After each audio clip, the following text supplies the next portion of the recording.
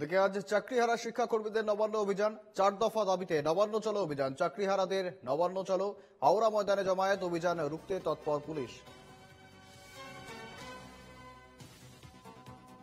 সঙ্গে রয়েছেন প্রতিনিধি সুস্মিত মজুমদার।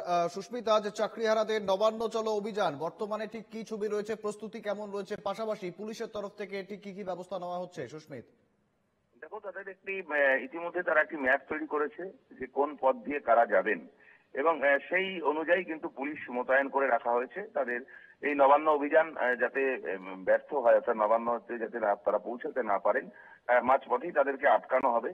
মূলত যেটা হাওড়া সেকেন্ড ব্রিজ থেকে যেটা আসার কথা রয়েছে, সেটা সেকেন্ড ব্রিজে ওঠার আগেই তাকে আটকে দেওয়া হবে।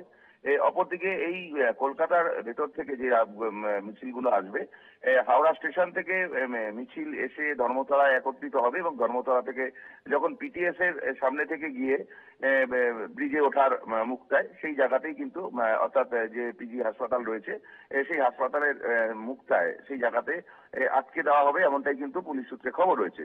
কোনোভাবেই এই মিছিলকে যেতে দেওয়া হবে না, যেহেতু আজকে তুমি জানো সপ্তাহের দ্বিতীয় দিন, এবং সেই কারণে অনেক কাজকর্ম রয়েছে, এবং সেই জায়গায় দাঁড়িয়ে নবান্ন অভিযান যারা করছেন, যারা ডাক দিয়েছেন, তারা কোন রকম মিছিলের পারমিশন তারা পাননি, এবং সেই জায়গা থেকে দাঁড়িয়ে নবান্নতে যে পৌঁছাতে যাতে না পারে, সেই জায়গাটা থেকে পুলিশ তৎপর রয়েছে।